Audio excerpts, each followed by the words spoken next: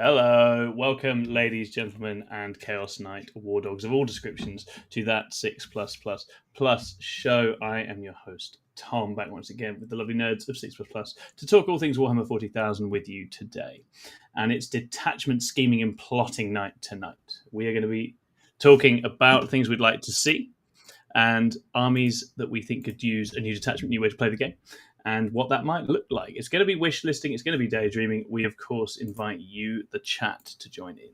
And I've invited my custom players to cook up some detachments of their own in draft form before the show. So we're going to be going through those. I've also written a couple.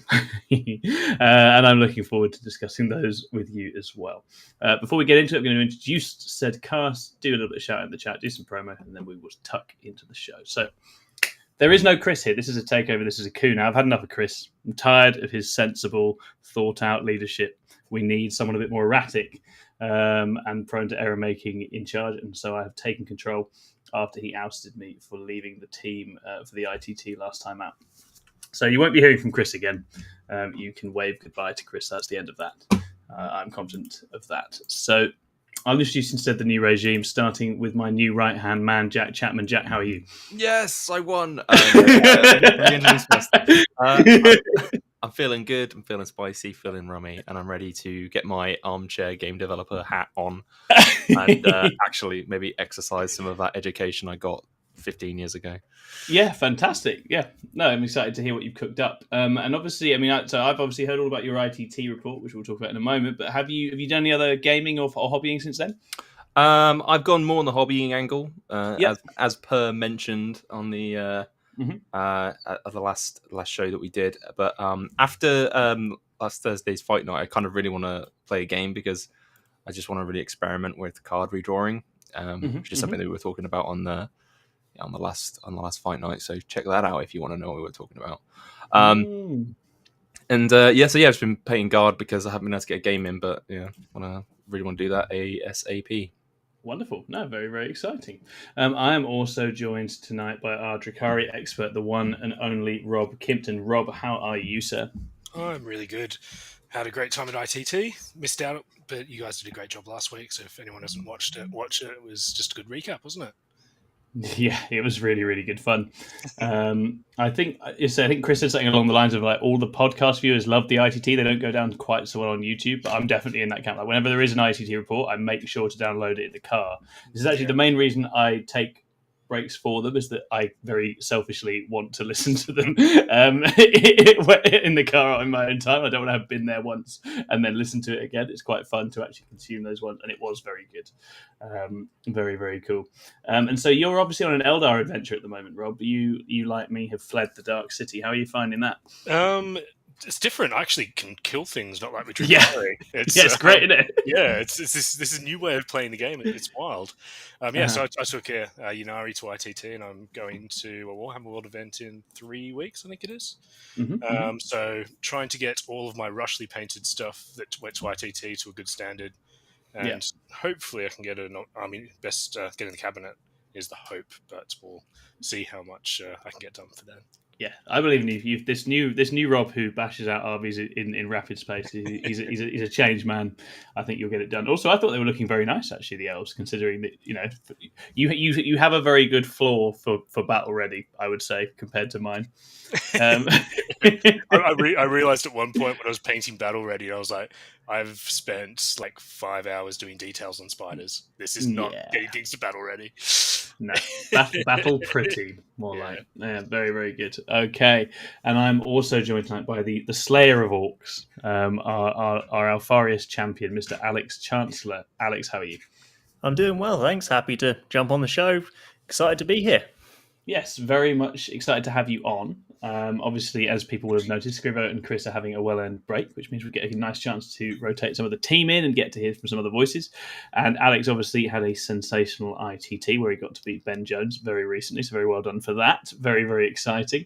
He's decided he's going to write Ben a new detachment so that Ben can have a better go at him next time. Is that the idea, Alex? Yeah, having played some Orcs a lot, have ran into a very good player on the Orcs. The juices got flowing, which is why I've got Imperial Knights on the table behind me. Yeah. Absolutely. Very, very exciting. As for myself, I obviously, as others on the show alluded to, I got to play ITT with the England team last time out, which was really fun. And we came fourth, I think, overall. We lost to the other England team. They did a very good job pairing into some flips and getting them. So very well done to those guys. I think they finished second overall. Had an amazing time. Got to play our very own Omegon, which was exciting and really, really good fun as well. And play the lovely Connor Nichols, who I've not played since he beat me with his 10 plus in 9th edition. So nice to get some revenge. And yeah, that was really, really cool. But I definitely was feeling the FOMO in a big way. I missed my team, missed my boys, and it was very nice listening to all your reports and your run. I think it just sounds like the standard being set in our teams now on every level, both as players and people, is really, really high. And it was awesome. I mean, I got to see that at the event, checking in on all of you, but actually listening to the show as well. I just think it's the camaraderie across those teams and the effort they all put in as well, and the way they all pull together now is really quite remarkable. So it's nice. All those squads been playing out at ICTs for a while now. Obviously, a few new faces, but it just, you can really feel that sense of development. I think that's absolutely awesome. Alrighty, I'm going to shout out to people in the chat. Then we're going to promote, because we are very good at self-promotion, possibly the best. Then we're going to move it forwards into our main topic. So bear with me, people who only like main topics. We're getting there. So who is it? Gordon Chung is in. John Black is in. Lovely to have you both here. Jerry's painting progress. Jerry, who came over from Europe for our event a little while ago. Amazing to have you here, Jerry. Sam Dunn is in and is loving that we are now low-key a good team. Thanks, Chris. Yeah, that's quite high praise from Chris. He doesn't like to praise people too much. But that's definitely positive noises for the Warhamsters. Yeah, maybe we have to start taking them pretty seriously. They're quite a scary bunch, as well as lovely people. Neil Adams is in and has a wish list of his own for the detachments. A proper, in quotes, Alpha Legion detachment would be very nice to see. Neil, that's a very interesting concept. I'd like you to embellish it as we go. Firstly, I want to know why Deceptors doesn't count. Secondly, I'd like to know what you'd have instead. What sorts of things might you have in an Alpha Legion detachment? And if you guys haven't figured it out, we would love the chat to help us through this topic by contributing some ideas of their own, because we're so sleepy and so tired, and we only have so many ideas. So if you have ideas about detachments you want to see and what might go in them, please do fire them into the chat. We're going to read them out as we go. Matt Riley is also in. Yep. Oh, Jack, are you chirpy, are you? I'm all caffeined up, mate. I'm ready to go. Are you? We can go 3 hours if you want, man. It's okay. Oh, fantastic. 3 hours of detachment. Yeah, tell us if you want a 3-hour show. No sarcasm in there. I don't want to do that either. Yeah, it's a time of the night where caffeine just stops working for me, so I'm not even going to bother. Spacebugs is also in. Hi, Spacebugs. Amazing to have you here. Alrighty, so we've got a bunch of our members in, so that's a good place to start with self-promotion. Thank you so much for supporting us. Please do hit like and subscribe. We've got over 100 YouTube members signing up, supporting us financially now as well. If that sounds like something you'd like to do, chuck us a few money, help us build a yacht in Monaco to play 40k on. That is the dream. We won't stop till we achieve it. Then please do sign up via YouTube to support us that way. We also run coaching out of there as well, so you can sign up as a chapter master, unlock coaching with a whole bunch of our sort of players and educators. We're really enjoying that. We've got a ton of mentees in there, I think 30, 40 now. We'd love to have more. So if that sounds like something you'd be interested in getting better at an army and learning how to play it, and working with someone to develop your game, we can certainly help you out with that as well. We ran our very first masterclass a few weeks ago. That was on list building. We are plotting our next one. It will be on macro strategy. Dates TBD. But we are very excited to run that, and it was lovely having a big community of the mentees in, all learning and having a giggle together, whilst also learning about Ed Watts' latest crazy genius list as well. I'm sure there'll be more of that in the future. Okay. That's it on that front. We did have an event to promote, but it's sold out. Jack has something to promote. Go, Jack. TTS Fight Night. Yes. There is not one this week because the guests unfortunately cancelled on me. Oh, no. 40k players are flaky. Who'd have thought? They are. But we do have one for next week and the week after. Definitely confirmed for certains, for surezies, for realsies. So you can tune into those. Yeah, massively exciting. Really, really looking forward to that. And TTS Fight Nights have been very successful. There was one very recently, which you were on, I believe, Rob. Do you want to tell us a little bit about that? Yeah, it was. I took Aspect Host into the new World Eaters that Davey was piloting. So yeah, it was an interesting game. Turns out World Eaters just crumble when you shoot them, but also Forge Fiends. Oh my god, Forge Fiends! Yes, they only hit on 4s. What are they going to do? Yeah, I don't think he rolled under 10 shots on them and hit like 8 times every time. Strength 10 minus 3. Great damage. fun. Yeah, they are absolutely nuts. Who knew World Eaters were a shooting army? Yeah, it's just even rhinos, mate. I played against a couple of times. And you're like, that rhino has more shots than I care for at this moment in time. It's slightly annoying. Just give them rapid fire. That's their latest. That's a new thing. Let's shout that out. Everything. Sneaking rapid fire into stuff. That seems to be a new way of adding some spice. So good. New detachment rule. Everyone gets rapid fire. Everyone gets rapid fire. More Dakar. Yay. But yeah, no. I'm excited for World Eaters to add angling a Forge Fiend so it can only see one thing to their list of tricks, and I'm sure they will all be working away very hard on that right now. Very, very, very good indeed. Okie dokie. So we are going to slalom into our main topic, and what we are talking about today, inspired in no small part by the lovely Johnny Simmons, who came up to me at ITT and went, "I have a topic for you," is detachments in 40k we would like to see. Obviously, we have this amazing balancing and gameplay mechanism in detachments now. I think it's been a real triumph, putting different hats on your army, playing it in different ways, adding different flavour and angles to build into. A little bit more bounded than 9th, but still lots of flavour and different directions to take. And obviously a lot of the best books that have come out have had several really compelling detachments and angles covered. So what we are doing today is thinking about some detachments that we don't currently feel exist in the way we'd like and that we would like to see. This might be for armies that are already out with books. It might be for ones that have yet to get their book. And we're going to talk through some examples of what an army rule could be, what an enhancement could be, what a strategy might be, things like that. Some of us have gone overboard and written entire detachments, not naming any names. We'll find out. We'll find out who that is. Apart from you, you're the only one. Oh, has everyone else done a whole detachment? That's fine. I've done like little bits for each, but I was very vague in the brief. That's okay. I'm just the mouth. But obviously, people in the chat are going to be contributing as well. I'm really excited to hear what you guys think as well. So just a few more shout-outs, then we'll dive in. So Adam Arad is in. Wonderful. Jacob Wells is in, saying, I'd love an army rule for my agents. I mean, I think agents could do with a bit more than just that as well. You have to swap your assassins in and out. Oh, well, there you go. Alex has got you covered there. Neil's got some ideas for this aforementioned Alpha Legion detachment. Doesn't want it to just be a deployment-based detachment rule and would like some more tricks that are evocative of the lore. Still waiting to hear what those are, though, Neil.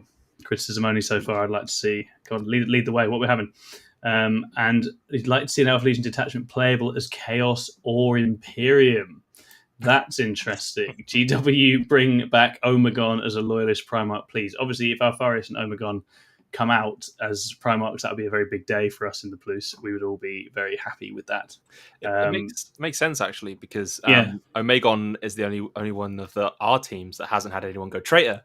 Very good. Very good. Very good. It holds up. The law holds up.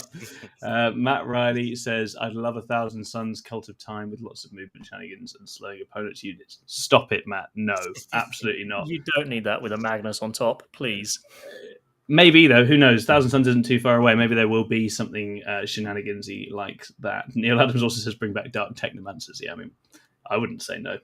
And Azuma Kazuma says, I need a new viable Votan detachment. I'm feeling that. I've got some ideas for what I'd like. Votan is one of the ones I've covered. It is worth saying Hearthband is better than you think, though. Give that a go as well. Hearthband is good fun. I do quite enjoy it. All righty. So I think I'm going to start with Jack because I know Jack has 2 detachments. So, Jack, which one of your mooted detachments you'd like to see would you like to start with? Okay. Look upon the set world of Delith. Oh my god. Upon the set world of Delith, there's a mountain range. And in that mountain range, there is a mountain, Mount Kanji, upon which sits a great master, Master Puretide, the greatest of Tau generals. And that general had many very capable students, one of which you may know. It's Commander Farsight, or Oshovar, as he's often known. Mm-hmm. Commander Shadowsun. Or Oshazera, as she is known. They are masters of Montcar and Kalyon, respectively. But unknown to many was a third student upon that mountain that trained with them in a third philosophy of war. Please tell me it's Kroot. It's not Kroot, Rob. Throwing off my groove. That was Okase. Okay. Oh. Now, you've heard of Kalyon, the patient hunter, Montcar, the killing blow. Behold, Monat, freedom of one. This is the philosophy of war that encourages individuals. It leverages the flexibility and quick decision making afforded by teams of one. So the idea of this detachment is to benefit single model units. So I've pinched the army rule from Solar Spearhead. So unit size of 1, not a starting unit size of 1, excluding non-battle suit vehicles, so no hammerheads, no planes, no storm surges. Get +2 OC until wounded, and then reroll 1s to hit when they're below starting, and then reroll 1s to wound when they're below half. Select 2 ghost kills or 2 riptides to become characters. The reason I said unit size of 1 here is because I thought it would be cool if you have like just a single sergeant left, and then he became like kind of cool and badass because he's like the lone survivor of his squad. I thought that would be fun. Probably doesn't that would be game. cool. Okay. We've got some enhancements here. So Freedom of 1 is the first one. You get 6-inch deep strike. These are all for single model units, of course. Yeah. You can't take them on a Fireblade. I like that. You get 6-inch deep strike, and you always advance 6, and you have the assault keyword on all your ranged weapons. Pretty simple. It's very similar to Ghost Walks Among Us from 9th edition. I've kind of taken a lot of inspiration from the 9th edition ones. Speaking of, we have Seeker of Perfection, which is directly lifted from 9th edition. +1 AP to all your weapon profiles, and 6 to wound to a mortal in addition. Through Boldness Victory, you get crit 5s if you're more than 12 inches away from any other unit in your army. Okay. And then lastly, we have Strength of Conviction. The bearer gets +2 wounds and a 5+ feel no pain against mortals. Keep in mind, you can make 2 Riptides or Ghost Kills characters in this detachment that I have invented. So you can take any of those on a Ghost Kill or Riptide. You may think that's overpowered. I don't care. It's fun, and town needs something fun. For strats, I'll quickly run through these. First one is Strategic Flexibility. Again, trying to lean into that flexibility angle of things. You get lethals when you're targeting vehicles, or you get sustained when you're targeting vehicles and monsters, and sustained when you're targeting anything else. Nice. Okay, I like it. Yeah. Nice little damage buff. Doesn't get crazy because you can't use like sustained on fusion blasters that are rerolling to wound. They don't go in the different directions. Yeah, I exactly. Like it. Exploit teamwork. So reroll hits and wounds versus models with a higher current unit size than you. So I'm envisioning this on things like Terminator squads or large infantry squads, not on your Primarchs. You can't use it on Land Raiders, stuff like that. Nice, really solid damage buff, but limited in what you can target with it. Rapid redeployment, single model you can use this on. You can reactive move 6 when the enemy comes within 9. Pretty simple. I think it's crazy that Tau don't have any reactive moves. Wanted to throw one in there. We've got high risk maneuvers. Single model can ignore terrain when moving for the turn, because I just want that. I just want all fly back, please. Give it to me. We have wide spectrum scanners, which is straight out of 9th edition. The Carrion and Monk card attachments both have a single war gear stratagem, so I thought it'd be nice to have one here as well. You target a single model unit, you can't bring in reserves within 12 of said unit, which I thought would be fun. And lastly, we have Honor the Exemplar. You can only use this if the Warlord is alive. The unit counts as a single model until the next command phase. So you get the benefit of the detachment rule for that unit for 1 turn. The general gist of this is, again, it's all about focusing on solo commanders, which isn't really a playstyle that features in 10th edition. Your Riptide, your Ghost Keels, and also having the benefit of, like, if you have a single guy left, that you have something to something cool happens when you have a single guy left. So that's like a fun factor. Also, single broadsides. There's a reason to run single broadsides, which there isn't currently a reason to do so. But yeah, to sum up this detachment, I will read a quote for that is described in the most recent Tau book, Blade of Truth. So the way of the Monarch is to target the enemy's teamwork and prey upon what they love, which I like that. It sounds badass and edgy, which is all the things that I love. It sounds like what you were saying on the ITT podcast about how happy you get when people fall into a pairing strap, and you're like, gotcha. Beautiful. I actually think that sounds phenomenally well thought out, and I really like the idea of encouraging individual commanders as a playstyle, because I agree that was a fun era for Tau, and I think that's something where that sort of MSU fighty suit character thing has just been a bit lost for them with the leaders and everything else. They'll really miss out on the hero hammer at the moment. They Don't really miss out. Heroes like the epic moments. I think that's because Tau have a really weird thing where their commanders don't buff their units. Their units buff the commanders. Yes. Which is something, and not every faction has that, but yeah, it's just you get utility from the Tau commanders, but they don't really get a rule if you run them on their own because they have to be in a unit to have that. So that's kind of why there's such a strong ability that they get when they're not in a unit. Yeah, my logic. Completely. No, completely. Yeah, I think there's a lot going for that. I really, really like it. I regret going with you first because everything's going to seem a lot more scuffed now because that was so beautifully done. Maybe we can. I'd actually quite like that. Yeah, Riley is absolutely right. It also satisfies people who want the 8 back because there you go. You can have the 8 as heroes. What do we think, chat? Should we get Jack to write this up and maybe we can play test it in the community like at some point? Battle report. Yeah, I think there's no reason not to try one of these at some point. I think that would be great. So TTS Fight Night, 2 of these. Let's vote for it. Yeah, let's absolutely do it. Okay, I will need to write some more stratagems before I commit to any of mine to that, but that's absolutely fine. That is wonderful, Jack. Really well done. So, what else have we got in the chat just before we keep it moving? Something like the Eldari Windrider detachment for Alpha Legion, so turn 1 Deep Strike, and like the Shadow Legion where units gain Deep Strike to represent them coming out of ambush. Yeah, I could see that actually on Alpha Legion. I think some Deep Strike on some of their units would make a lot of sense. We got some love for a Corsair detachment. Gordy's already read my homework and is talking about waddling and jogging for Votan. Yeah, we'll get to that. And then a Guard Cavalry detachment would be great fun from Matt. Feel no pain on the charge and impact mortal wounds. Yeah, that'd be interesting. I am of the opinion the Guard Cavalry are great in certain terrain setups and situations. I am enjoying them.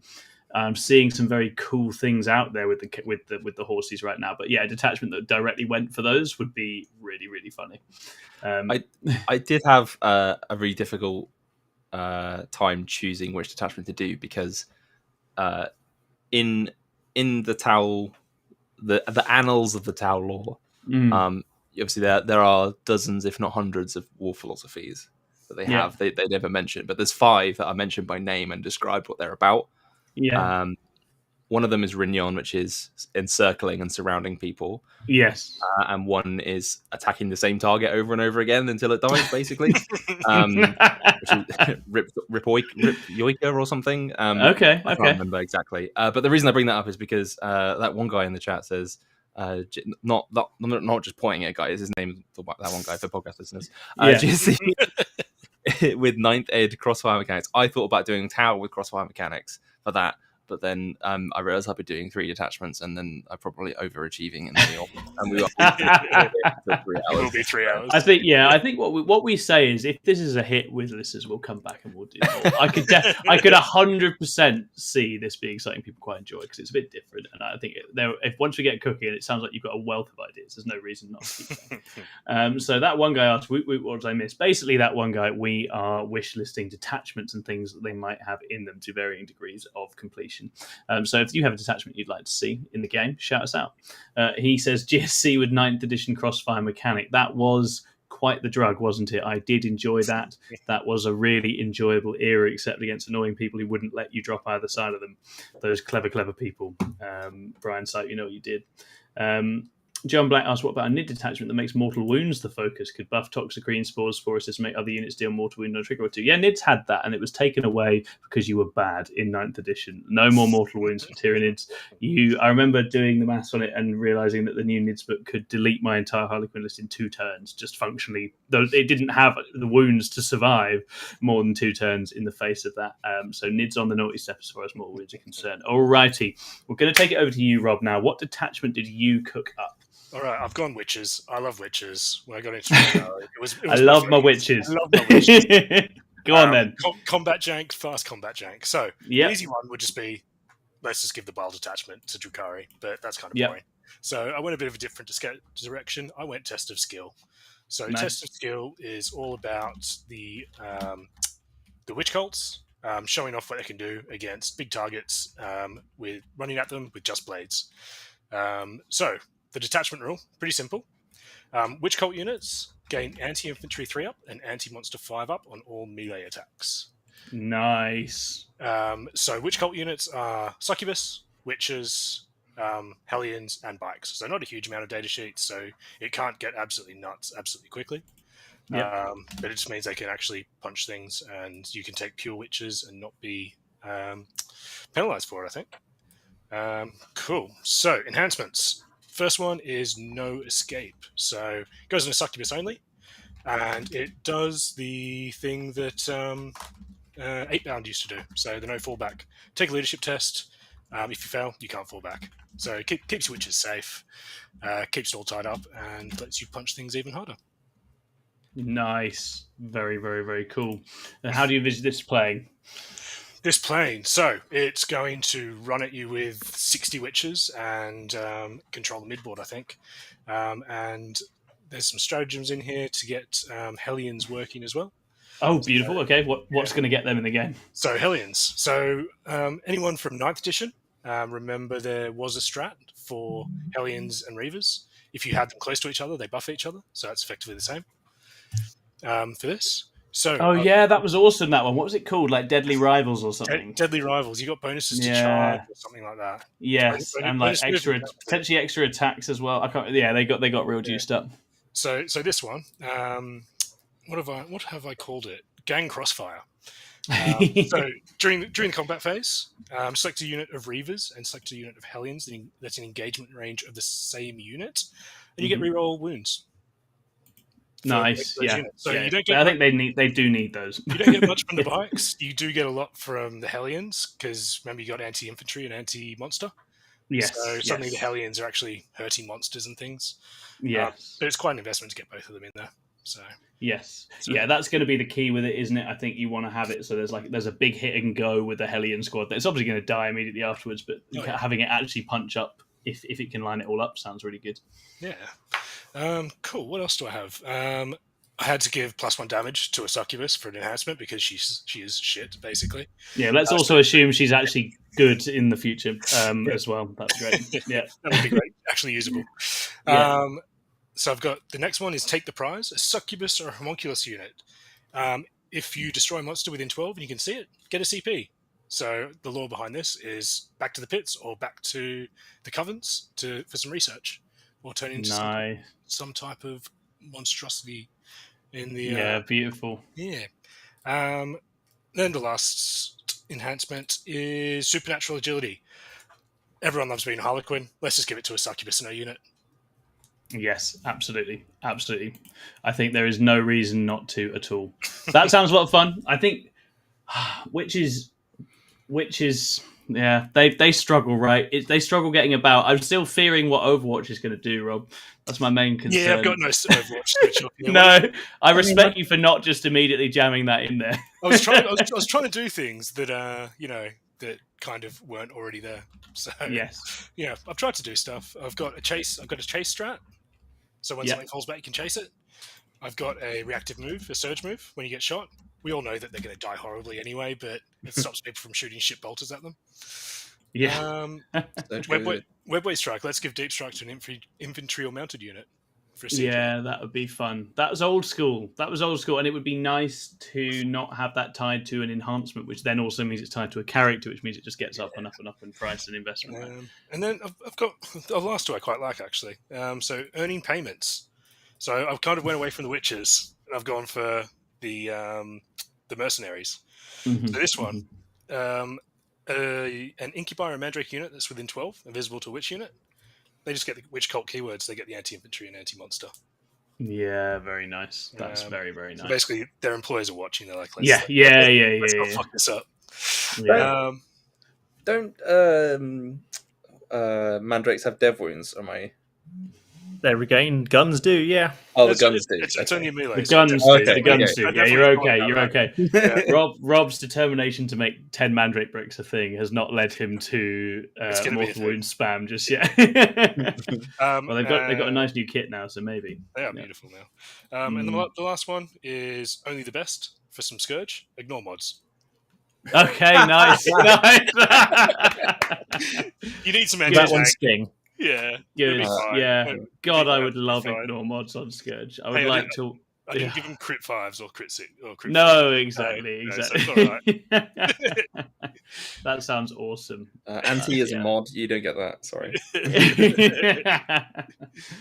Alrighty. I'd probably add like anti-beast to there, anti-mounted or something on it. I was thinking anti-beast Like a feels whole, fair. you're missing the mid-range stuff in the I was Yeah, anti. because they want to put them in sacks and carry them away as well. Because like anti-infantry and maybe anti-beast, anti-monster 5-up. I didn't want to do vehicle because what's the fun in stealing a vehicle and taking it back to Kumara? No fun at all. So, I think Well, yeah, they don't kill they the go beast, through beasts they pretty kill well. Yeah, it's true. They want to nick them, right? Nick them away. I really like that one, Rob. That sounds great. Rebel cases. How about a Night Lord's detachment that actually works instead of Dread Talons? Dread Talons works. Look, Watch me Dread lose Talons, to it Dread with Talons, my man. points. I haven't tried it yet, but put 18 Noise Marines in Dread Talons and just see how you feel. Because I don't think that's bad. I don't think people like suddenly taking battle shocks on their entire army for the rest of the game from T3 onwards. I just think it needs trying. And it's not going to be consistent. These Chaos players are so spoiled. They have no idea how good they have it. All of the detachments are usable and good. Yeah, it's just when we did it, we did it as a bit of a meme for your TTS night, Jack. But it got pretty vicious, that detachment, right? Once it starts adding up, once most things on the board are damaged, it is nuts, right? There's a lot of people getting very excited about Psychomancers in Necrons right now that proc a -1 battle shocker. This is army-wide battle shocking for anything in range of your army that is hurt in any way, right? It's Playing not CK, terrible, right? Same thing. Get any invasion close, lost a model, battle shocks all the way. Yeah, I think Annoying. there were concerns about the units for it and the damage for it, and I still think that might be the case. But I do think the Noise Marines potentially take them to a new place for this because they like the strats in there. And they give you even more chip shooting and more idiots from rhinos that feel relevant as well. So I think it's probably worth looking at. It stacks as well, doesn't it? Yeah. Noise Marines. Mm-hmm. So you can have a leadership. They put additional minuses on there. Yeah, they do. Leadership 9, Canis Rex. That sounds fun. Yeah, absolutely.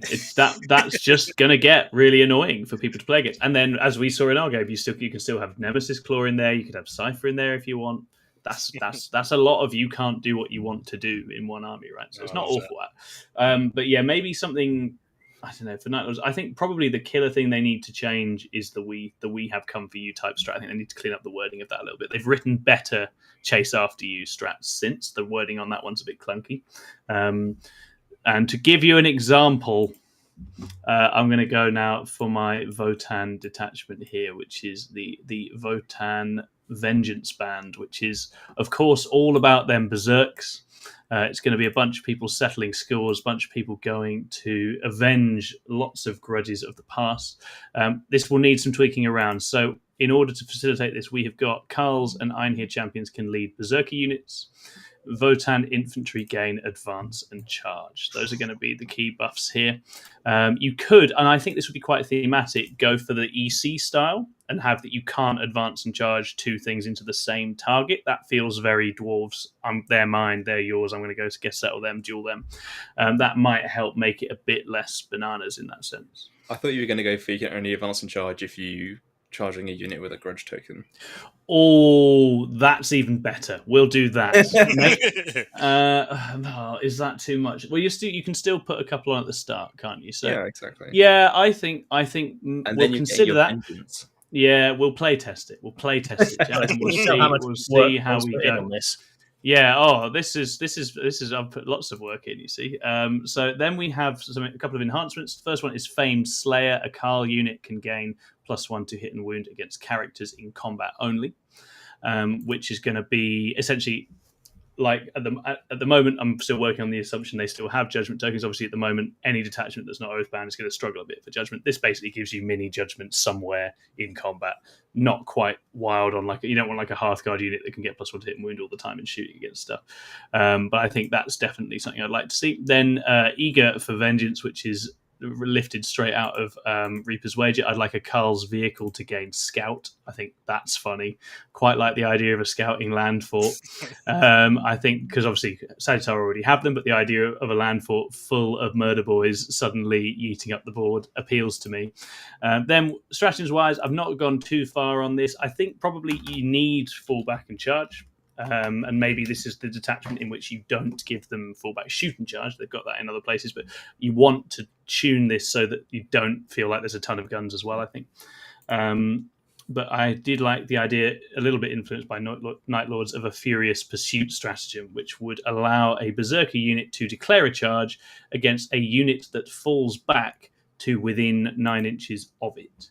So obviously, the actual risk involved on this gets worse the further away they are, but it gives you potential to tie up and trap something that's trying to fall back. It has to be falling back, but it doesn't have to be the unit they fell back from that could go and trap them. So that creates a quite nasty potential tar pit situation around Berserks in the midboard, and requires the opponent to... It gives to Votan just one of those nasty kind of tricks that they don't tend to get, that would obviously be very impactful on a Berserker unit. Would require a bit of careful thought for the opponent. That's all I've got for it so far, but I think there's a lot of fun to be had with a speedy melee Votan detachment. Okie dokie. Going to pass it over to Alex now. Alex, what are you thinking? So, onto the orcs. Screw the same kind of idea here.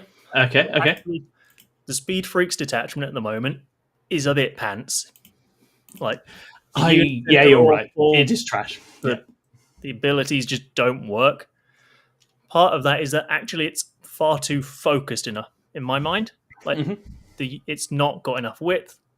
So I'd like to include something now that also works on like your stuff in your trucks and your transports.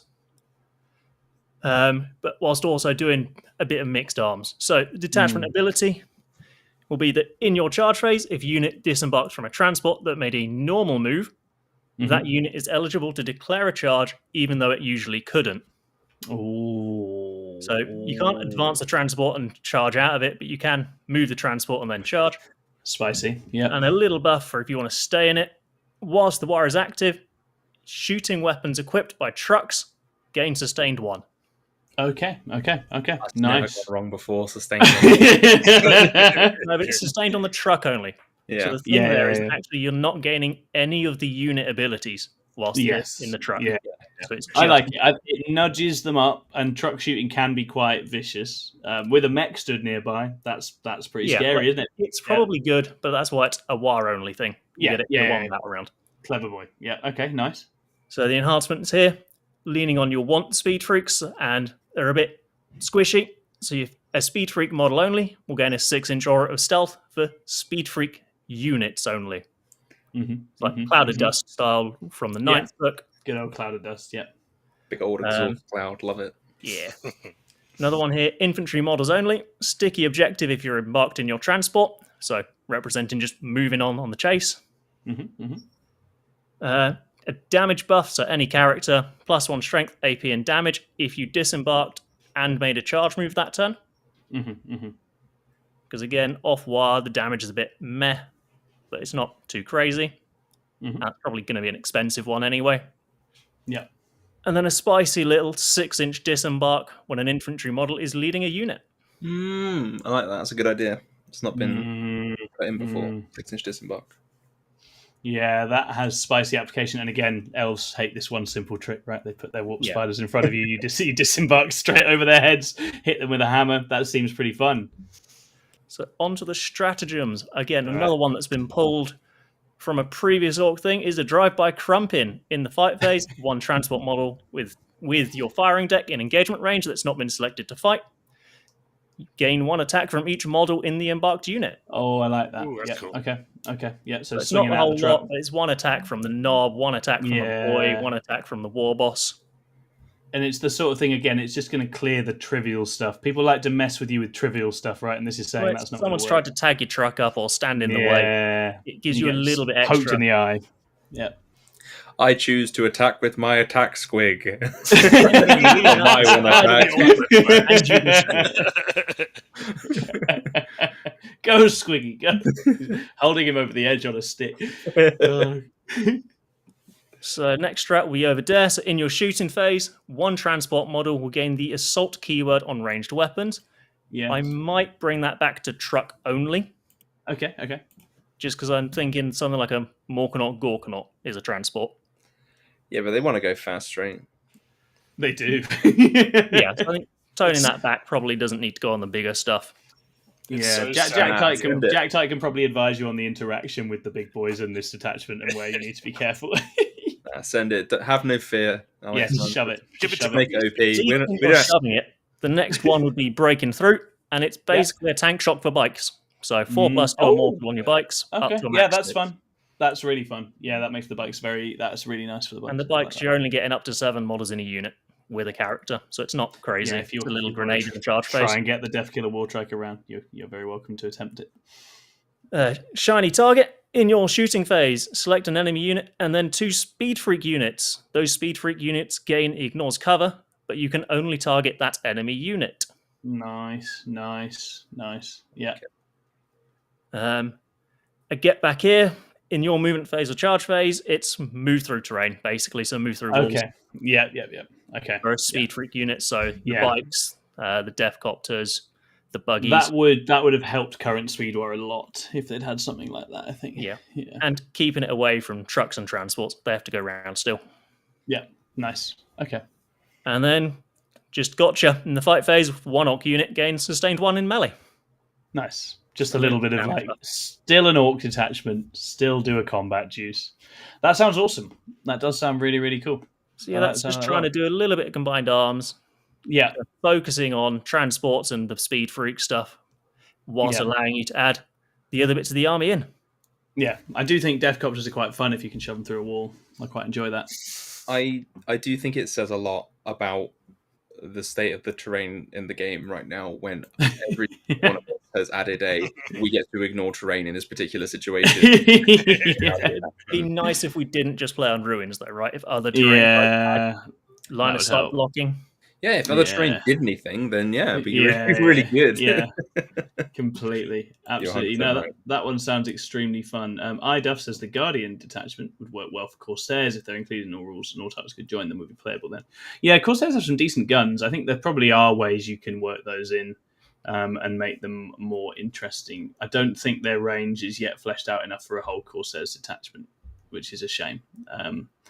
And yeah, I think that's all it for now. But do keep your ideas coming in, guys. If there's a detachment you'd like to see, shoot some ideas in the chat.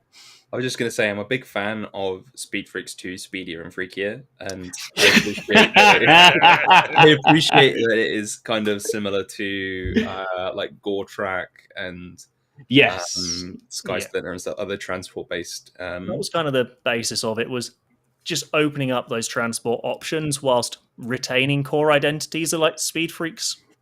Do those apply to the battle wagons as well? I'm not familiar enough with the Orcs to know how battle wagons work. Are they an open top transport? Like they can be, but they have to choose between being T12 or open top, basically. Right, gotcha. Okay, that's cool. I like that. Which has a nice balance.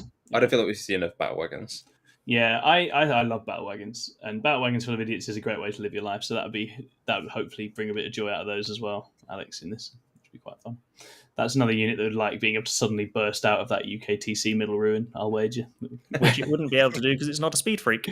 Oh, damn it, Alex. Why did you write good, tight rules? What's wrong with you? Because I thought of that when I tried to play the Battle Wagon myself a month ago and went, it doesn't go anywhere. Fantastic. All right, we're going to take it back round to you, Jack, because I know you had another detachment idea as well. I do. I don't have super awesome lore for this one, unfortunately. Oh, you set such a high standard. I know. Come on. I'm so sorry. So I was looking at Guard, and there's a bunch of different ideas you can do. The problem that I found with the Guard is that you end up being like really hemmed in with like a small number of units. Like if you want to, because I was looking at like an abhuman detachment, but then that leaves you just like Ratlings, Ogrins, and Bulgrins, and that's basically it that you're buffing. And that also has like the feels bad of like you get the army rule, which you don't before, and it's like no one likes it when that's your detachment rule. And the other one was like horses, and it's like again that's like buffing 2 detachments and 1 character. Sorry, 2 data sheets and 1 character, and it's like, do you really want to do that? I don't think so. So just make them battle line, and you can take all of them. Horse army. Yeah, that would make a good shout. It's still 2 data sheets and 2 characters. Yeah, it would. Not exactly a variety army. You're basically playing Chaos Knights at that point, right? Yeah. So I decided to get a little bit more esoteric with it. So one thing that I listened to in the Caiaphas Cain books that I thought was really cool, but you don't see very much in the current regiments, is like city fighting, street fighting. So this one is Urban Operations Regiment, and the detachment rule for this one is really simple. And all Astra Militarum models, their ranged weapons gain the pistol keyword. Okay. Okay. Yeah. So you can just shoot in close combat with everything. Your tanks basically just don't take the -1, which is what the quote unquote city fighting tanks of the Lehman Russ variants already get. But they can shoot their blast weapons in addition, because it doesn't let you shoot your blast weapons in close combat, being a pistol. And I kind of themed this around a lot of you want to fight on objectives.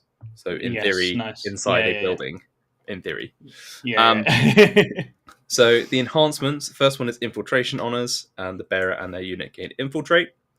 I kind of envisioned this as someone's like camped out ahead in a ruin somewhere, hiding up, that sort of thing. Then I've got the Skull Mask of Acheron, which is a pull from 9th edition. It's a pull from 8th edition, excuse me. So officer only, bearer's melee weapons gain +1 strength, AP, and attack. And then the enemy units in engagement range have -1 leadership. Trying to encourage a sort of like close range combat playstyle here, so kind of wanted to have a nice combat enhancement in there. And we've got Methodical Coordinator. I stole this one from GSC. A unit within 9 can use Heroic Intervention for 0 CP. Yeah, that's fun. That's a good one. And the last one, which is adding something that people kind of wanted for a while, which is Frontline Overseer for Commissars only. The bearer can join Ogren and Bulgren units, and the bearer's unit can advance and charge. Oh, okay. Fun. That's quite tasty, because we don't see them at the moment, and we don't see the Commissar either. That's quite a nice incentive to get him in there. Exactly. Because I was thinking, we're not going to get +3 movement back on them, so let's give them advance and charge, give them a bit more speed. Yeah. In terms of stratagems, again, this is more trying to focus on fighting on objectives. So we've got Burn Them Out. You get your unit gains ignore cover when shooting at a unit on objective, and torrent weapons gain +3 shots. Nice. We got Booby Traps. This is a copy of the one that Vanguard one from Space Marines gets, which is sticky objectives, and if you move near the objective, you take like D3 mortal wounds or D3 +1. We can workshop it. We got Crossfire. So you use it after you shoot a unit on an objective. Each subsequent unit you shoot at that target causes a battle shock test. Oh, fun. So every time you shoot it after that, they have to take a battle shock test. Just keep shooting it till it's shocked. That's fun. Dig In. A platoon unit on an objective gains a 5+ Feel No Pain. Nice. Oh, Krieg bricks. Let's go. I'm more thinking about like sandbagging up the objective, that sort of thing. That kind of works for me. We've got Urban Recon Training. Cavalry and Sentinel units can ignore terrain for the turn, because that's what we need. There it is, guys. There it is. And then we've got Street to Street, Room to Room. Unit gains +1 attack when charging and +1 AP if the target is on an objective. I didn't want to go for Lance because Catchans already get Lance, essentially. So I didn't want to like double up on that same thing again. But yeah, that was that's the kind of goal. So I'm kind of imagining it as like because there's a lot of sections again in the Caiaphas Cain books, kind of where I'm inspired from this, where they'll like divide into small units, go from building to building, fight extremely close range, and I didn't really feel it was a good way to represent that on tabletop, and I thought this one would do a good job of it. The way I'm imagining it is that there's situations where you're just not going to fall back from combat, you're just going to stay in combat and shoot people, things like that. I really like this for like your Kassakin and your Scions. That feels like a really good fit in there. Yeah, exactly. They kind of want to elite stormtrooper pushing through the kind of objectives. I like that. Yeah, exactly. Yeah. Exactly. Rogue intervening in while they're firing the whole way. Yeah, exactly. I think they should hire you, Jack. That's what I'm getting from this. I think they should get you involved. Oh, they can't afford me. Yeah, but these are good detachments. That's why they're not hiring. Oh, brutal, Alex. Oh. Well, I like Alex's new face he's got going on the show. I need to Well, add man, like, guys. I need to Yeah. add one thing that's like every successful wound is a mortal wound, but specifically for like one unit that isn't selling very well, right? Like what is it? The Krieg cavalry, every wound they do is actually a mortal wound. Crits on 3s. Yeah, crits on 3.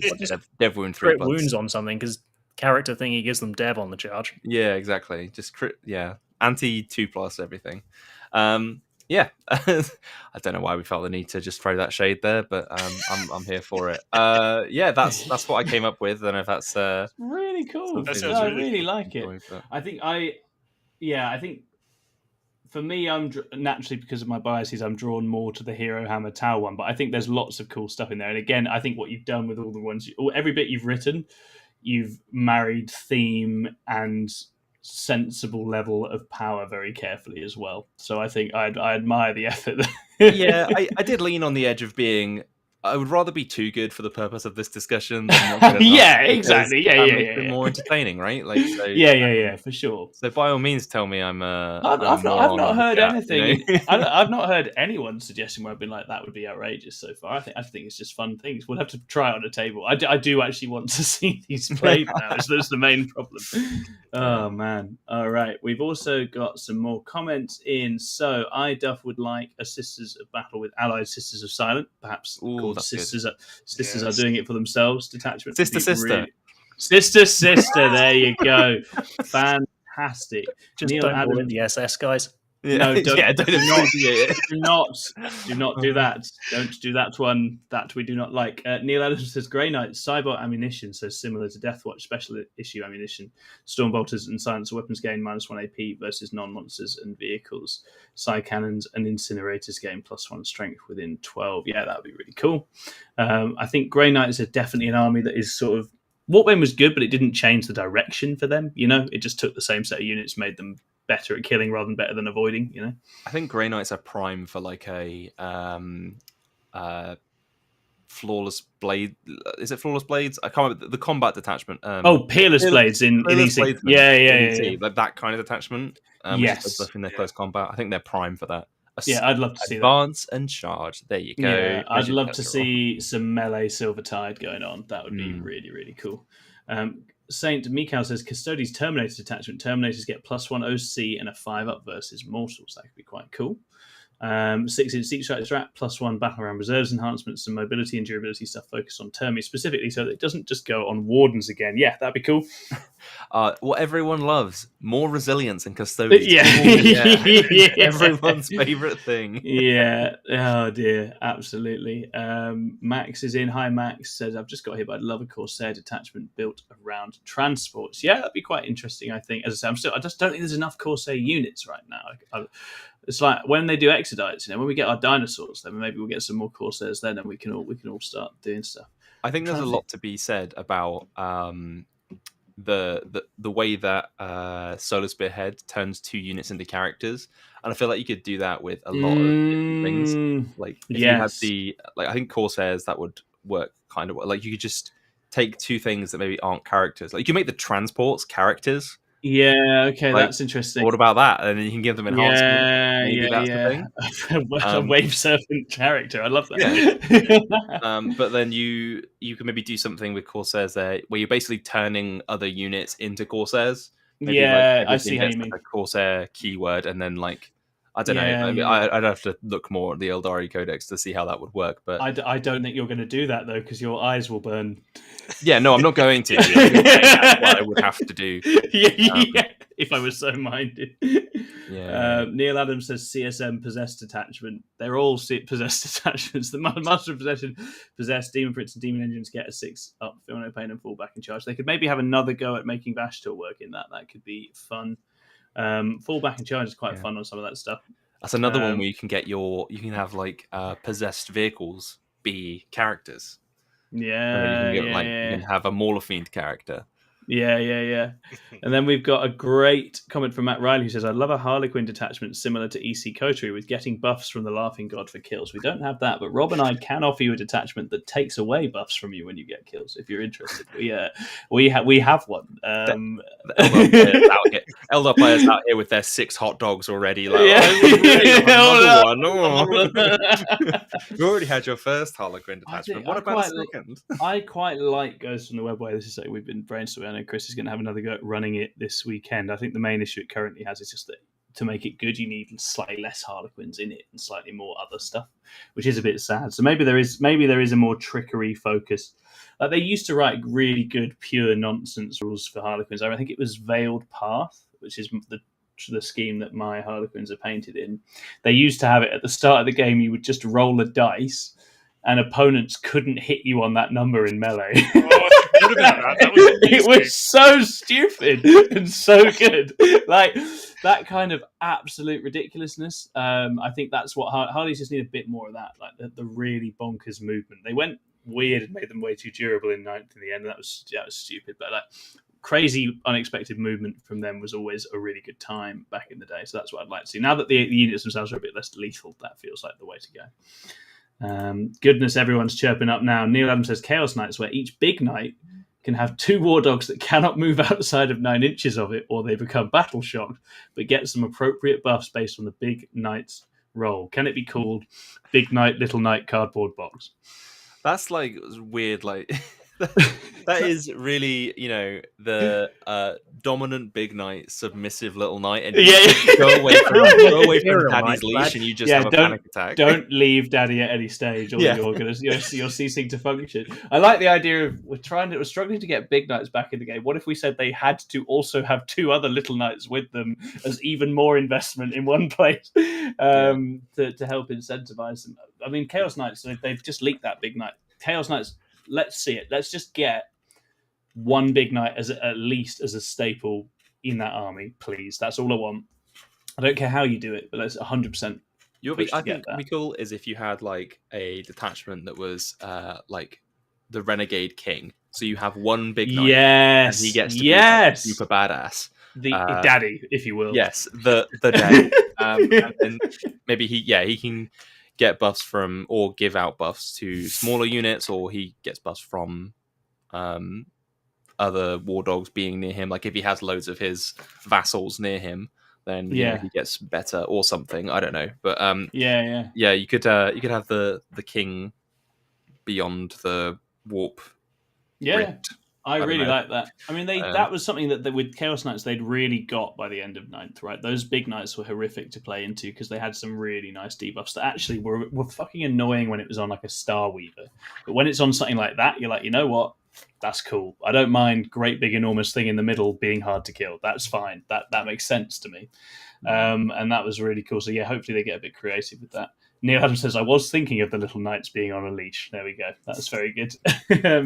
And Neil would also like a detachment that lets you lean into the Abominants and do weird psychic stuff. Again, yeah, that'd be cool. I think the Abominant is basically a criminally underruled model and has been the whole time. Really, I'd like to see them make the Abominant really relevant. That was the 1 Chaos Knight I ever bought. It was a good time. Sorry, you go, Jack. I was just going to say to what Matt Riley said, Chaos Knights just need a big knight on a similar power up to Canis Rex. The problem is that you just take that knight. So I think you'd be better off having a detachment that supercharges a big knight. Yeah, then you have options. It's like, do you want a supercharged Abominant or do you want a supercharged Desecrator? Or there could even be different ways that amp up the different ones. Exactly. That would be very cool. That's the thing. You want to see different centerpiece plugins, right? Yeah, exactly. Some people are just trying to trick us into writing a codex here, and for a fact that it doesn't exist. All right, I'm watching. So Sam Dunn says Blood Angels one based around the devastation of Baal, where you can soup 500 points of non-character special units from other chapters. Love it. Death Company get advanced and charge from T3 when the Tower of Amareo is opened. Yes, and also Gabriel Seth can be plugged back in. I think that would be awesome. Blood Angels with less Blood Angels, sign me up. Yeah. Yeah. You need Deathwing Knights. That's exactly what I was about to say. So yeah, Blood Angels detachment where you get Gilliman or Deathwing Knights or whatever stupid extra thing. It does sound really fun. Can we chuck in some anti-Tyranid specific rules? Is that too much? Is that outrageous? I noticed that they took the anti-Tyranid combi knives away from the lieutenant. I was devastated. I charged him with some Gene Stealers in a coaching game, and I was like, "Don't worry, you'll get yourself out with your anti-Tyranid knives." He's like, "No, they don't do that anymore." Do you think they will release campaign books with detachments that are like narrative based? Like narrative. You could have like a Necron detachment that's like anti-Psyker, or an Ultramarine detachment that's anti-Tyranid, or something like that. Do you think they would do that? And do you think that's a good idea? I think it would be in their Crusade. Go on, Alex. Yeah, I really liked the old narrative packs they used to do, and Crusade, for whatever reason, just hasn't ever managed to hit with people the same way, right? So maybe that is the way. Maybe a more focused, like themed pack that has some extra rules would be better. Because I was thinking like the Arcs of Omen books coming out and then having like two detachments like that. Because I didn't play the game then, but my understanding is stuff like Psychic Awakening was like that kind of thing. That was really good. Yeah, I suppose that was their equivalent back then of new detachments, new patches, right? Doing this sort of thing with Sigmar now, right? Where they get their annual thing, and this moment, what is it? They go into Gairan and you get Gairan pack specific models and units. Yeah, so like you get an enhanced character for that pack only. Okay, that's cool. And I think potentially, Jack, knowing when to just call a thing a narrative detachment might be no bad thing, right? And actually, that really leaning hard into a theme and actually not pretending you can actually get that fully wider game functioning. I'm actually the opposite direction on it. You can. I think everything should not you shouldn't separate something out to be narrative, because I think it divides the player base almost. Okay. And it creates maybe an us v them kind of with maybe hyper competitive players and not hyper competitive players. And then if the narrative one gets nerfed because the competitive players have just won a tournament with it, upsets the narrative players, but so on and so forth. So I would just say just release them all as they are, and then you kind of have to leave the players to figure out whether it's going to be narrative or not, because I think I'm biased because as we all know, we're all big tournament players, right? I'm biased to that that side of things, but I'm kind of the opinion where the balance stuff shouldn't really matter to the narrative player, because they can just make their own rules. Yes. So that is the theory, and I have always been struck by how competitive some of the narrative players around me were as people. So. Yeah, for sure. I think there's definitely more to be done with that, and more to be done on mission writing that's for more pickup play as well. But yeah, 6+ narrative event. We have our own comp pack. We rewrite the rules. We whack these attachments in. Bing bang boom. 60 done. People in a day. I'm in. Sorted. Sold. Absolutely done. We make it happen. Yeah, narrative event is coming. We'll do it. And I genuinely, we're going to have to finish these attachments. Or sorry, you guys have all finished them already. I'm going to have to finish my detachments, and then we're going to have to play them. That would be really, really good. I think it'd be fun to run some of these out. Which reminds me, I do have one left to do, which I definitely didn't write in 3 minutes before the show started. And it is the Twisted Creators Expedition. This is a Homunculus Covens detachment. So, are you ready? -1 damage on Coven infantry only. So not on the monsters. But the Talos and Kronos, so Coven monsters, heal 1 wound in the command phase as well. So you've got regen on your monsters, -1 damage on just the Grotesques and the Racks and the Hemos. For enhancements, we had Herd the Prey, allows a Homunculus unit to come in from reserves turn 1. Homunculus would, of course, be allowed to lead Grotesques in this detachment. Sue me, that is going to be happening.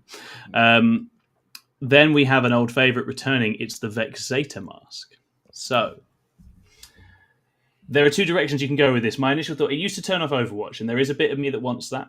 I think it then became a Fights Last. Did they make it both in 9th, Rob? Was that the kind of year we were having? I can't remember if it was both, but you could do I both feel like right it now. can't be both. But I think probably the way I'm envisioning these detachments is more of a sort of anti-melee one. I do think at their best that's what Drukhari are. It was like a 12-inch fights last. Yeah, wasn't it? Yeah, something ridiculous. Look, don't worry about it, Jack. We were fine. It was fine. We were fine. We haven't deserved everything that we've had since. Definitely it was fine. Like, was it like 6 or 7 fight? 6 or 7 fight lasts. Yes.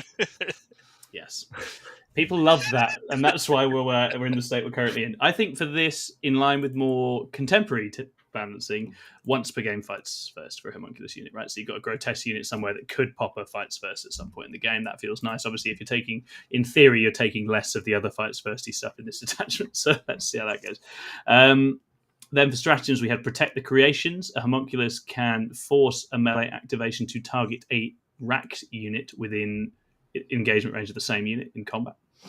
Then you have Acidic Engines. End of the fight phase, a Talos unit can roll a dice for every wound it took in that fight phase. On a 5-up, the unit it is fighting takes a mortal wound, so you can do some bouncing back of damage onto the opponent.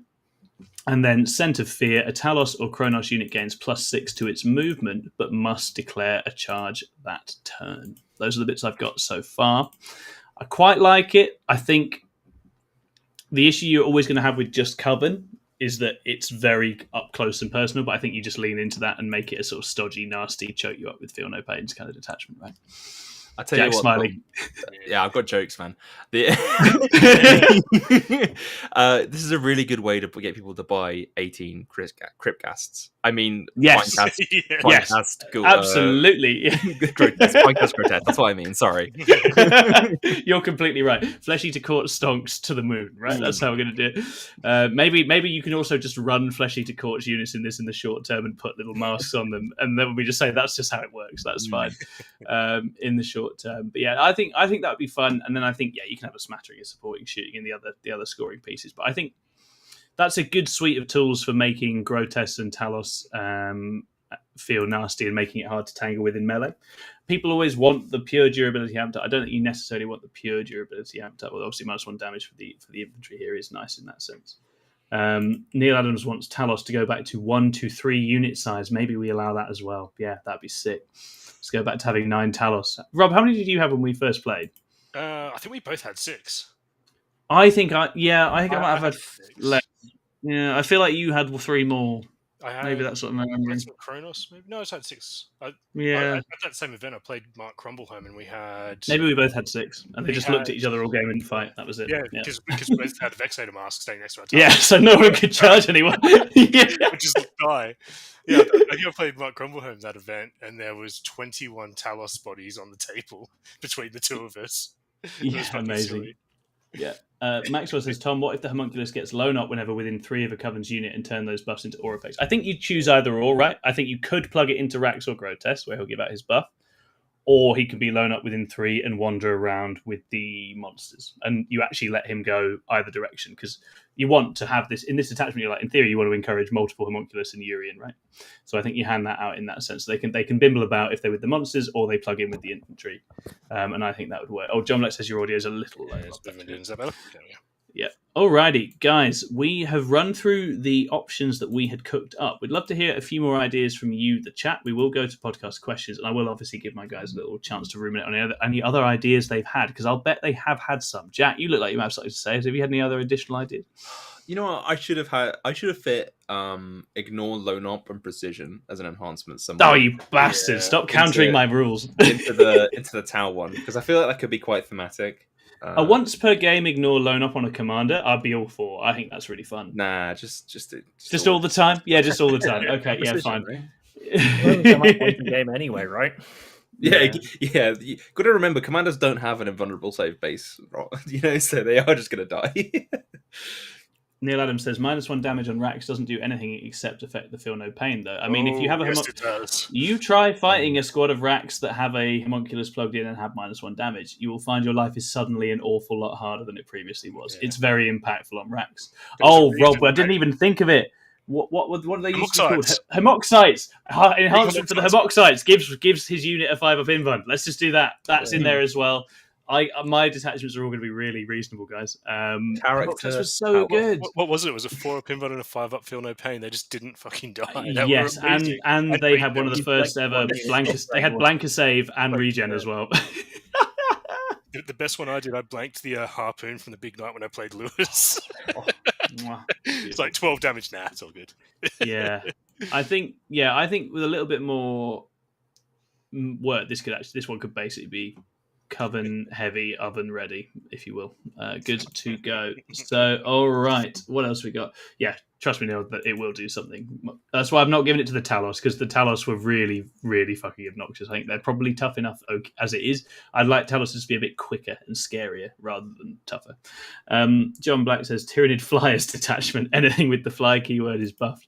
Yeah, like Harridans and the Harpy. The Harpy on the back off the naughty step would be quite fun. I feel like that one gets solved just by making the Vanguard detachment like properly interact with units with the Vanguard keyword. That's not a lictor or a lictors, I guess, right? Yeah, lictors and raveners and that sort of thing. Yeah. Saint Mikhail says, what about an orc shooting detachment that gives sustain 2? Orc shooting is pretty bad. We could finally make it work. I like the cut of your jib, Saint Mikhail. Don't worry, Mikhail. Alex made sure to add sustain shooting into his detachment. Yeah, he did. But Alex was very restrained, you know. Yeah, I mean, the other thing I was looking at was a bit of Death Watch. Ooh, what are you thinking for Death Watch then? So I was looking at not just like Oaths, but also select a target that's useful that isn't just an alien.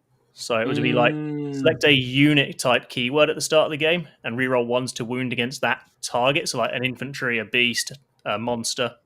Yeah. You know what could be really cool for Death Watch is if you have, because a lot of the Death Watch missions, I don't know if any of you have ever played the Death Watch role playing game, but a lot of the sort of like example missions they give you are assassinate a target. Yeah, like kill teams are to kill a person or a thing. So you could have it as like have it like Invasion Fleet, where at the start of the game you pick a unit type and have it be like monster, vehicle, infant, or character, right? And then you can you get a bonus when targeting that thing in your opponent's army. Yeah, I wanted it to be quite broad though, in that you could really keep it open. But along that line of you are specializing into a target. Yeah, that's what I mean. Yeah. So if you want to fight character units that game, or if you want to fight vehicles that game, or if you want to fight it's like the Rainforest thing where you go pick a unit at the start, you get reroll 1s to hit and wound. Oaths anyway, and the Deathwatch veteran keyword is reroll 1s to hit or all hit rolls against Xenos. So I was trying to steer away from hit roll stuff. I don't know about you guys, but I found one of the most difficult things writing these attachments was not overlapping things that the army already does. Yeah. Or from other units. Yeah. Like a thing is good, but then it's like, because I was looking at the reroll one hit and wound thing, and I'm like, well, that kind of makes stealth suits useless, which is a good thing in Tau because every list has 3 of them right now. But this is an example. You don't want to make other units obsolete.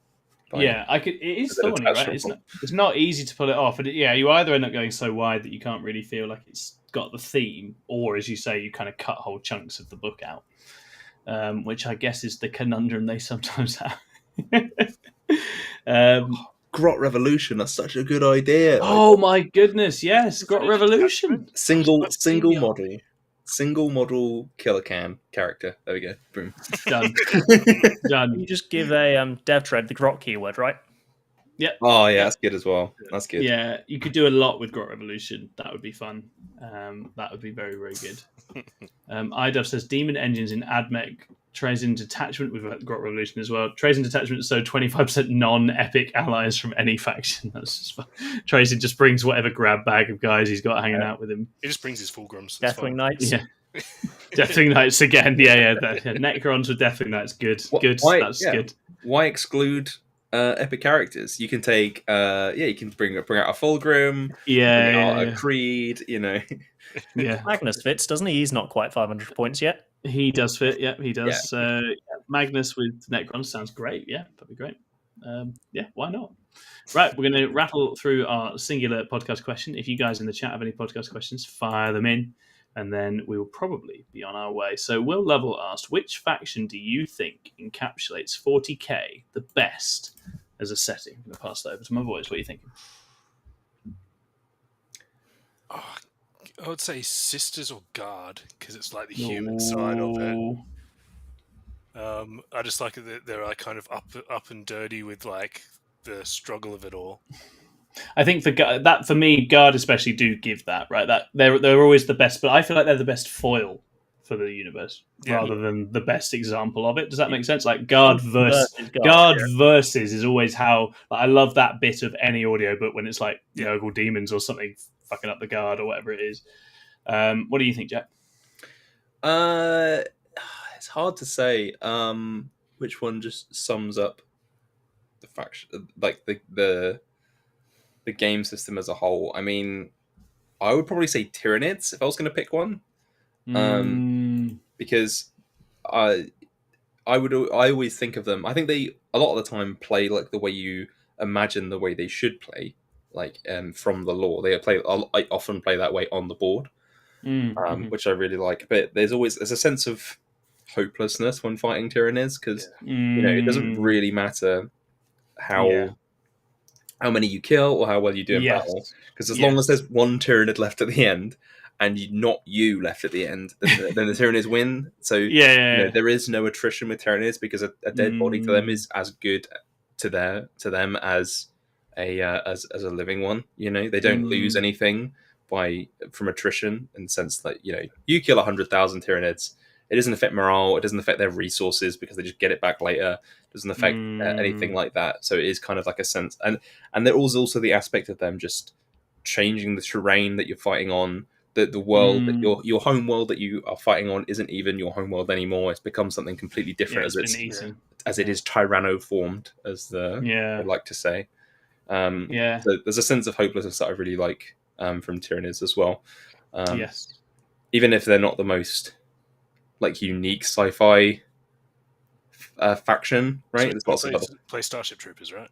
Yeah, exactly. There's, Starship Troopers, Starcraft. There's lots of other factions that do this sort of similar thing.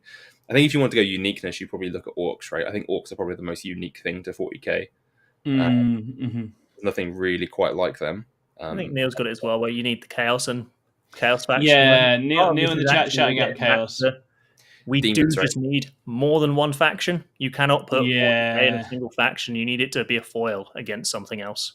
Yeah. And that's, I say, it's a boring answer, but Space Marines for me still capture a lot of that because you have that fallen nature or not. You have the sort of twisted religiosity in it. You have that kind of, they're the goodies in their story, but also you can see an awful lot that's awful about them and what they do. Simultaneously like archaic and futuristic. It captures a lot of it in that sense, I think. I see a lot of people saying CSM in the chat, but unfortunately you can't have CSM because they can't even be the stars of their own year of chaos, so they can't be stars of 40k. Sorry. It's a season of chaos now. They changed it. Season of chaos, yeah. It'll be the fortnight of chaos by next week, don't worry. Yeah. I do, I mean, I think the stories around the Traitor Legions are really compelling. I do absolutely love those. I think they're very, very cool, and they are a big part of it for sure. I think I could completely agree with you on the Tyranids and hopelessness, though, Jack. I think they're such a key backdrop to the whole thing. Like they're one of those things that when you first start reading 40k, all these factions become these kind of things looming over everything that's happening, and the Nids are really, really good for that because it doesn't really matter what happens, we're going to get it anyway. I think really the other faction sort of thing. They're not part of the universe where they are coming from somewhere else. There's so much. That opens up the scope of it, right? There's a good reason that any sort of 40k lore YouTuber will basically reference them as being the extinction event, the big thing that everyone needs to worry about. Yeah, and I think they are very, very compelling in that sense. Excellent. I'm going to raise my own question, which is, which faction do you think worst encapsulates 40k as a setting?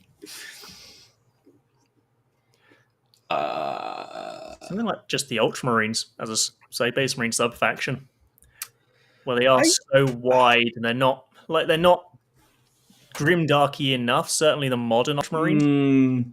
I thought that until I actually. So I listened to some of their audio stuff in 8th, and also obviously Space Marine 2, and it's like they're darker than they feel on the tabletop actually in their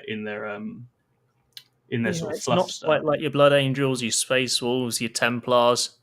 They are just a little bit milder.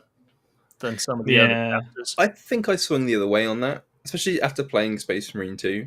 Like they feel like they encapsulate what a Space Marine should be, whereas that's how I felt too. Yeah. Whereas the non-codex compliant chapters do feel a little bit like we're the cool special kids. Yeah, and I don't like the energy of any of the code. Like I think I get that. Space Marines are more interesting than any of the codex compliant. I think that's right. There's a sort of solemnness to it all with them in Space Marine, and that's what I think that game puts across the sort of religiosity of it all so much more, and they feel really lived in that sense. So I was pleasantly surprised by that because I'm not an Ultramarines lover by any stretch. Yeah, Vanilla's the most popular for a reason, right? Yeah, Matt just says in the chat, you can't have interesting flavors if vanilla doesn't exist. So there you go. And on that note, it might be time for us to wrap up. Guys, you've been amazing. It's been really fun to have you here. If you enjoyed this episode, please do leave us a comment and let us know, because we can do these again. This was quite fun.